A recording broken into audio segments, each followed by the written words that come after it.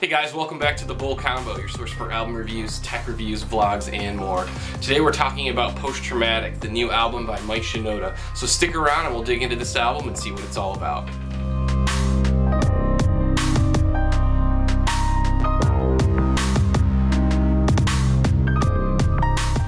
Alright guys, so before we get started, I just want to ask you guys to hit the like button down below if you like this video. And if you like the content you're seeing on this channel, make sure to hit that subscribe button and click the bell to get notified. I post new videos every week and I want to make sure you guys see them. So let's talk Post-Traumatic, guys. Shinoda obviously was a founding member of Linkin Park. As you guys are all probably aware of, a little less than a year ago, Chester Bennington from Linkin Park committed suicide. Being a huge Linkin Park fan when I was a kid, they were probably my absolute favorite band when I was 13 years old. So I think it was pretty devastating, not just for me, but for all of Linkin Park fans, and just fans, of their music in general when that all went down. So we all knew that the band obviously was going to be going through some pretty emotional times, and they did a really good job of kind of including their fans in that throughout the whole grieving process. So Post-Traumatic, in many ways, is really a window into the grieving process, specifically for Shinoda. So Shinoda's done solo projects before, Fort Minor obviously being the most well-known solo project he had, which actually had quite a bit of success about 10 years ago now. He hasn't really done anything too much since then. A couple years ago he released a new single under the Fort Minor label, but since then there hasn't been much activity. And I feel like when listening to Post-Traumatic, in a lot of senses, this is an evolution of Mike from the Fort Minor days. The new single he released a couple years ago for Fort Minor was a bit of a change from the previous Fort Minor material, which was a little more aggressive and a little more straight hip-hop, whereas the newer stuff was kind of incorporating some other styles of music. And I think that it hasn't changed at all. With Post-Traumatic, I think Mike's taken it to the next level. Obviously, over the years, as Linkin Park evolved, Mike's songwriting skills evolved, and it was really clear that he became more involved in different parts of the songs, and he really expanded his vocal range and what he did in those songs as the years went on. So he had gotten to a point where he was an extremely strong songwriter. Now, I don't know if any of you guys are familiar with all of Linkin Park's early material, but a nickname that Mike was often given early on in Linkin Park was the Glue. If Chester was the voice of the band, Mike was always the glue of the band. He was the person that really kind of made everything fit together. He was really heavily involved in the production of their albums and the writing of the songs, post-production, etc. Mike always had his stamp, his fingerprint all over everything that Linkin Park did. So, it's not really a surprise that he could come out with a solo album like this and have it be so strong. That's really where I'm going to go with this review, is that after listening to this album, it's extremely impressive to hear, what he's able to write just on his own, and the emotion that he's able to convey in those songs is equally as impressive. Now, obviously, Post-Traumatic is, for all intents and purposes, a window into the grieving process for Shinoda post Chester's death. And I think that Post-Traumatic is probably an excellent label for the album. I think it really sums up all of the emotions that the songs create and that the songs convey. And it really just sums up the message that the album is, and it's a message of someone going through something traumatic, or grieving through the process of something that's post-traumatic. So obviously all the songs on the album are going to kind of fall in line with that message in some way, shape or form. Some of the songs are looking back historically. Some of the songs are reflecting on personal emotions, depression, loss. But then there's a few songs in there that obviously look toward the future and look toward the things to come, and really show really take a positive spin on the message that's being sent on the album, saying, this happened, it was really terrible, I'm going through a lot of crap, but things are going to get better.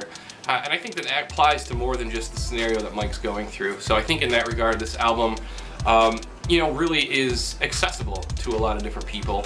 And, not to mention that there was a huge group of Linkin Park fans that were going through the same feelings. Obviously not quite the same feelings as the bandmates, but very similar feelings of loss and depression and anger and all sorts of different things. So I think in a way this is Mike's way of helping everybody cope. So I do think that especially the people that were personally affected by Chester's death will find a very strong emotional attachment to this album, because that's what it's talking about, and it's really what it's tackling here. And you don't really hear albums come out too often that are so personal. I know a lot of artists like to say that their songs are the most personal songs they've ever written, or that they're the most personal lyrics they've ever written, or that the topics are the most personal topics they've ever tackled. But very rarely do you come across an album that is so personal. Obviously, Mike lost his best friend, one of his best friends.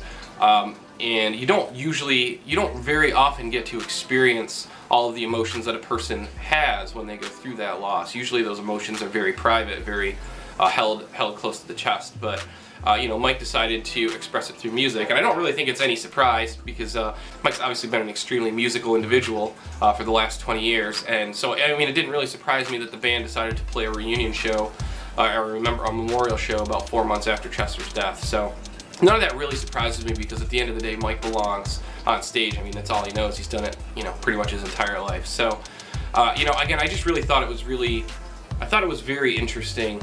The content that was on this album and the openness to which Mike relayed his emotions during this time, and it really kind of takes the listener on a ride, you know, from right after the events up through, you know, how he's going to move going forward and how he can view the future. And I think that for people that were really personally affected by Chester's loss, these are songs that they can really use to also help themselves view things in a positive light and be a little more positive and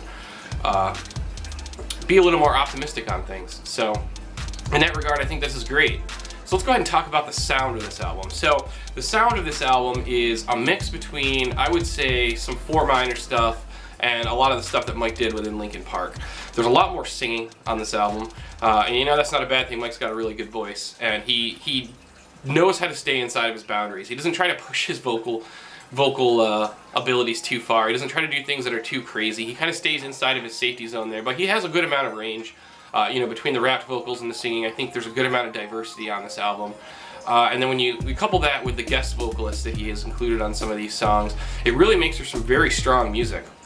And you know, I think that's awesome, especially for someone that's going through so much. It's very cool to see him have an album that, you know, not only allows him to express his emotions, but it's actually good and it's actually catchy. Probably will do very well. So, you know, that just makes me happy for Mike. Obviously, he's gone through a ton of crap in the last year. So to see him be able to express himself and get back on the horse and do what he loves is, you know, I think it's just encouraging for us as Linkin Park fans and just people and music fans in general. So. Again, this album does have some pretty interesting dynamics. There's a few songs that are just singing, and then there's a lot of songs that have like the singing choruses and the rapped verses. And you know, of course, we have the guest vocals too. I don't really think there's any song on here that's bad. It's one of those albums where it feels like all the songs are pretty well thought out. There's only a couple songs that kind of lose me, that feel a little bit cheesy. And when you're having 16 songs on an album, 16 tracks in an album, it's pretty hard to have all of them be a hit. Have all of them hit and not have one miss. So, you know, it's expected to have a couple tracks here and there that people aren't going to have or are personally not going to prefer. And for some reason, the only track I really don't like at this point is Hold It Together. Totally understand the underlying emotion for the song, and, you know, obviously it's a very serious thing and it's really tough to do. The song for me is just a little, it doesn't quite do it for me. Aside from Hold It Together, I really feel like this album has so much diversity. You know, for someone who kind of filled a really specific niche in Linkin Park for most of his career, the diversity he shows on this album is really impressive. And I think it really does take people on a musical journey. And it does have a story from start to finish, which is important when listening to albums, that they have, you know, some sort of continuity and some sort of message. And the message is very clear and very straightforward on this album, which is, you know, easy. It's easy to get past the message and just digest the music and really kind of embrace it and understand what it's about. So. Overall, you know, I think that this is probably going to propel Mike Shinoda to the next level. I think that he needed to do this because, you know, Linkin Park is kind of in a hiatus mode right now. There's chances that Linkin Park will come back.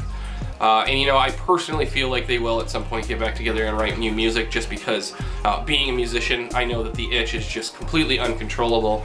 And I imagine being in a band that's had so much success and written so much music, the itch to write new music at this point is probably just crazy. So I know those guys are going to get back together at some point and write new music, but in the meantime, you know, this is what we have to hold us over, and this is awesome. I really think there was a lot of time put into this album, and the sound of it is, it's great. It's great. The beats are great. The samples sound really nice. You know, that's one thing Mike Shinoda's always had, is, you know, he's had really good beats and really good samples underneath his music. Fort Minor had some just, you know, legendary samples on it. In stereo, I mean, the beat in that song is just unreal. It's so sick. So. It's good to see that he's kept that around. He's kept some of the edginess in some of these songs. I.o.u. really reminds me of something off of Fort Minor. It's got that really edgy hip-hop tone to it that would have been on Fort Minor, a little bit heavier, a little bit more straightforward rap. Another highlight on the album is Lift Off. And that has guest vocals by Chino Moreno from the Deftones and Machine Gun Kelly. And the song's really, really good. I think that they did a really good job of incorporating the guest vocals. I think Mike did a really good job of incorporating the guest vocals at just the right parts. And Chino sings the chorus, and you know, it's just really cool. Again, for any old school Linkin Park fans that have ever seen Frat Party at the Pancake Festival, which was the first DVD they released, in that DVD they toured with the Deftones, and they talk about how much fun they have with the Deftones. And Linkin Park and the Deftones have always been a band that have been bands that have been really close. So it's really cool to finally see Chino guest on a song with Mike. I feel like it was a logical evolution or a logical collaboration for them. And the song just, it comes out great. The end result was great, and it really was a hit. And I have a feeling that this song's going to end up being really popular. Probably one of the most popular songs on the album.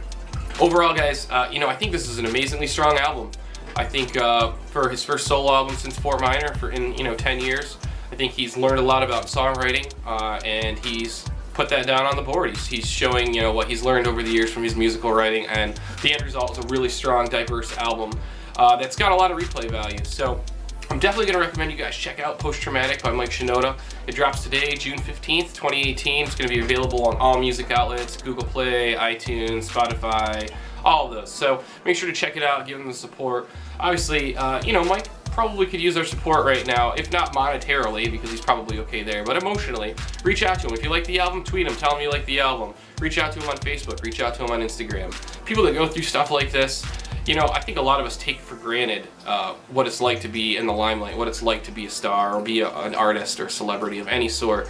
And they still go through the same emotions we do. They still go through the same things we do. And, you know, seeing this album is kind of a breath of fresh air. Just to see you're not the only person that goes through that. It doesn't matter where you are, what your status is, how much money you make, how much fame you've had.